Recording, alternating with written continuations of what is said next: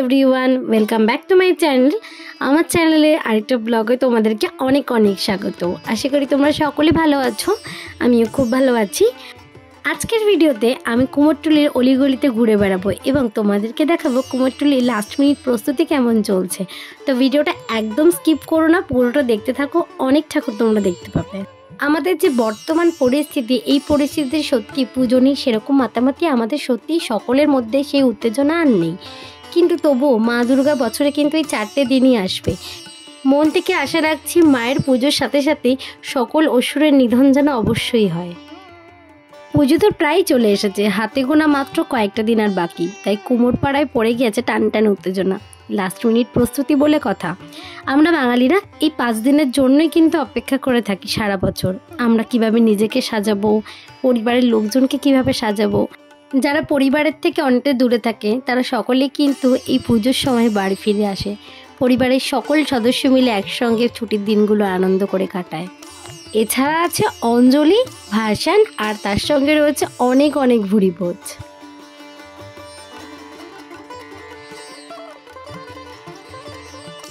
কুমারটুলি অথবা কুমোরটুলি উত্তর কলকাতায় অবস্থিত একটি অঞ্চল। এই অঞ্চলটি পটুয়াপাড়া অথবা মৃৎশিল্পদের বসতি অঞ্চল হিসেবে বিশেষভাবে বিখ্যাত। প্রথম দুর্গাপুজো শুরু হয়েছিল 1606 সালে অবিভক্ত বাংলার নদিয়া জেলা শ্রীকৃষ্ণচন্দ্র মহারাজের হাত ধরে। প্রায় সব ঠাকুরগুলোই কিন্তু রং করার মুখে, অনেকটাই রয়েছে কাঁচা, আবার কিছুটাই প্রলেপ দিচ্ছে। এদিকে বানানো চলছে যে গয়নাগুলো মা দুর্গার সঙ্গে তার 4 সন্তান লক্ষ্মী, গণেশ, কার্তিক, সরস্বতী পড়বে, সেই গয়নাগুলোর কিন্তু প্রত্যেকটা বানানোর প্রস্তুতি চলছে।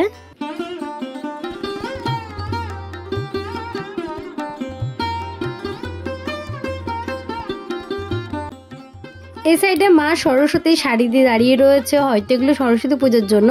কিছু কিছু মাটি এখনও রয়েছে যেগুলো হয়তো আবার নতুনভাবে কাঠামো তৈরি করা হবে। এখানে দিচ্ছে প্রলেপ মাটির। ছোট্ট কার্তিক ঠাকুর বসে আছে তার বাহন ময়ূরের সাথে।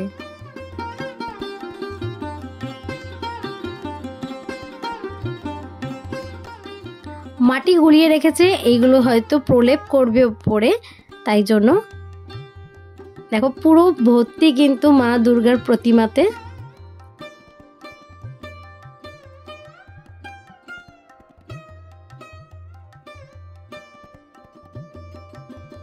অনেকেই এসছে এখানে মা দুর্গা কিনবে বলে, তারা দাম দর করছে। এই ঘরটাতে দেখতে পেলাম অলমোস্ট কিছু কিছু করে কিন্তু অনেকটা কালার করা হয়ে গেছে। ওই সাইডে দেখতেই পাচ্ছেন স্প্রে দিয়ে এখানে গণেশ ঠাকুরের কালার করা হচ্ছে। আর এই যে দুর্গা ঠাকুরটাকে দেখলাম, এই দুর্গা ঠাকুরটাকে বেশ ইউনিক লাগলো এতগুলোর মধ্যে। পুরো গোল্ডেনের ওপরে কাজ করা, যেহেতু গ্রিল দিয়ে ওখানে বন্ধ করা ছিল তাই পুরোটা ভেতরটা নিতে পারলাম না। এই সাইডে হচ্ছে প্রত্যেকটা গণেশকে কালার করা, গণেশগুলোকে ওভারঅল একদম পিঙ্ক কালার করছে। প্রতিমার সঙ্গে সঙ্গে নজরে আসলো এই দোকানটাতে। এই দোকানটাতে ছোট ছোট মা দুর্গার অনেক প্রতিমা রয়েছে, দামগুলো খুব রিজনেবল প্রাইসে। তোমরা যদি চাও ওখানে গিয়ে কিনতে পারো। খুবই সুন্দর মূর্তিগুলো, বাড়িতে নিয়ে এসে কিন্তু তোমরা পুজোও করতে পারো। কুমোরটুলির মধ্যে পুরো ইউনিক লাগলো আমার এই মূর্তিটা। আমি জানি না এটা কোন পুজোর থিমে যাচ্ছে, কিন্তু অপূর্ব সুন্দর মূর্তিটা। এছাড়া রয়েছে ঘর সাজানোর জন্য বিভিন্ন রকমের মা দুর্গার মূর্তি, বিভিন্ন টাইপসের ঝালর সাজানোর সব কিছু সোলার আইটেম তোমরা কিন্তু কুমোরটুলিতে পেয়ে যাবে খুব ইজিলি।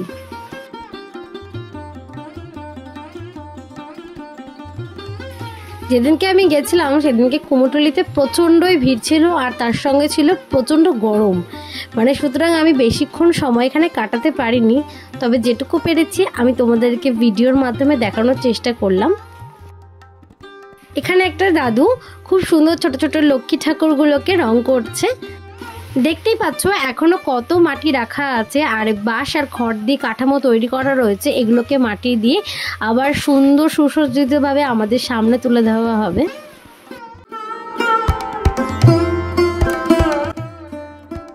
আমি যখনই কুমোরটুলিতে যাই প্রত্যেকবারই ভাবি যে আমি কোনোবারই মায়ের চৌকাকা আমি দেখতে পাই না, তবে এবার আমি ভীষণ লাকি যে মায়ের চৌকাকা দেখতে পেয়েছিলাম। ওই ঘরটার ঠিক পাশেই চলছে এখানে অসুরকে কালার করার। অসুরের এক্সপ্রেশনটা একটু জাস্ট দেখো, জাস্ট ওয়াও। আর এই গরমে ওরা এত কষ্ট হচ্ছে, জল তৃষ্ণা এখানে জলগুলো খেয়ে নিতে, যেটা দিয়ে মানে মাটির দিয়ে তৈরি করছে ঠাকুরকে। তো এখানে দেখতে পাচ্ছ গর্ত করে মানে গলা বসাবে এই জায়গাটা, সেই জন্য বাঁশ ঢোকাচ্ছে।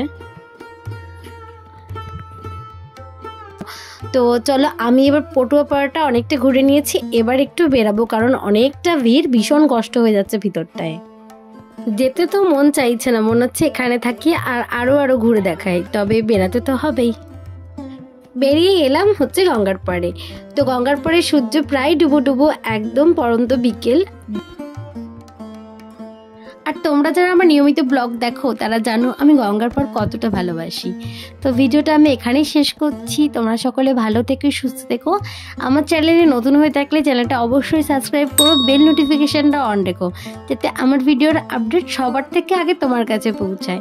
তো টাটা, দেখা হচ্ছে নেক্সট ব্লগে।